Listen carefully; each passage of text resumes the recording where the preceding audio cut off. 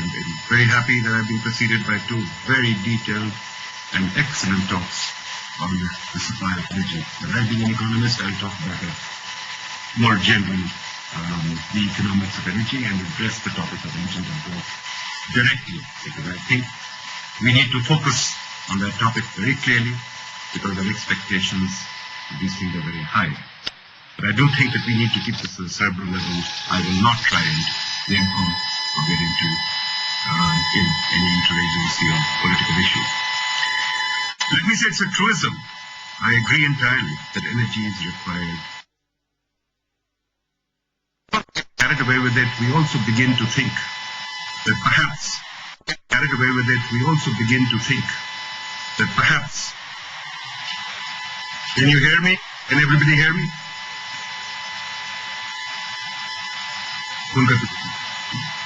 Okay. I presume everybody can hear me, so I should go ahead. Okay.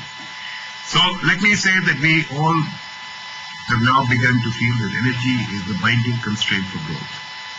We need to address that. We need to think about that very, very carefully. Yes, energy has been important to human prosperity. Let me go back in economic history and just simply say that till 1800, people remained as poor as they were in BC. There was very little human progress till about 1800. And the only source of energy that we had was the horse and the bull. And yes, some coal and logs for making fires. But we really didn't know how to use energy. Yet energy was all around us. It was not as if nuclear wasn't there. It was not as if the internal combustion engines, steam and fossil fuels were not there. We started discovering them in 1800. After 1800, we saw a rapid rise in human prosperity. Welfare increased.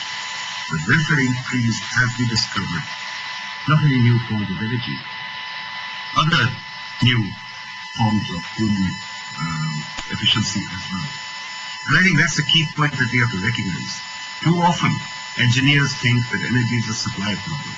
If only we could create more dams. If only we could have more gas. If only we could have 10,000 projects. To my mind, reading of economic history, it is not about projects. Solar was there, has been there through history. Wind has been there through history. Renewables have been there. People have been working very hard for solar for the last 100 years. People have been working very hard for wind ever since they had windmills in Amsterdam.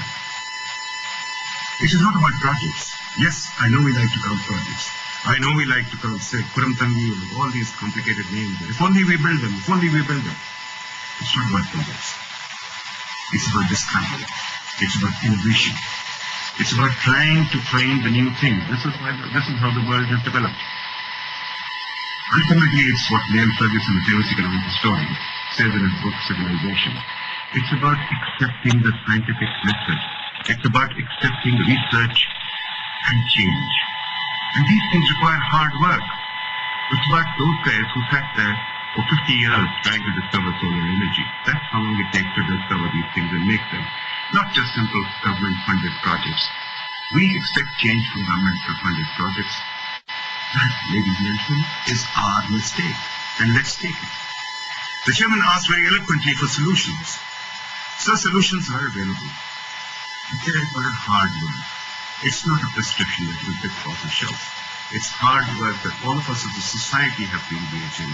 We have to build up the institutions that will deliver us solutions. That means think tanks, universities, the whole paraphernalia of research that will deliver. Not just one government department or bureaucrat about. That just won't happen. So the key thing that I would like to point out to you is it's not energy that is the engine of growth. Ultimately, it's a human being. Ultimately, it's the inquisitive, unstoppable human being who researches, asks questions forever. It's the Cantor, it's the Einstein, it's the Feynmans. Those are the people who create these things.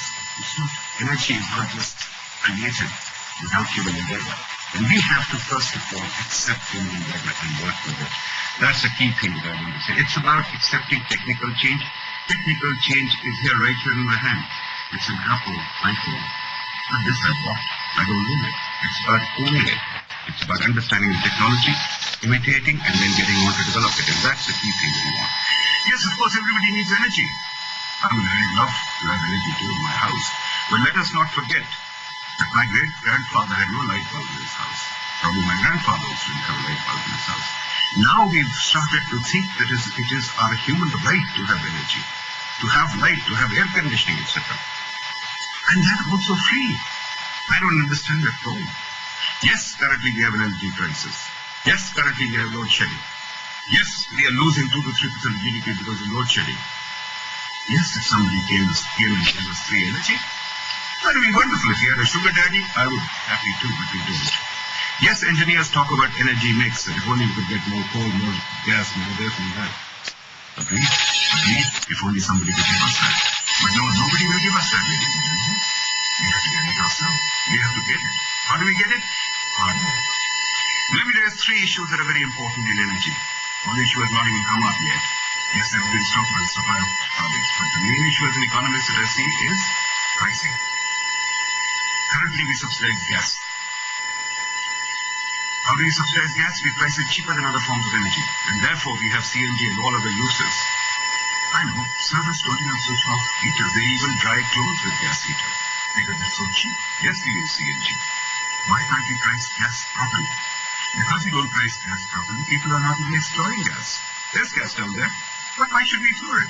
Because we're not even paying for it. Secondly, come to power. We paid a 1 trillion rupee subsidy, as Minister said, that 1 trillion rupee subsidy in the last 4 years on gas. How long will the subsidy continue? There are also a culture of not paying bills. There is also a culture of stealing electricity.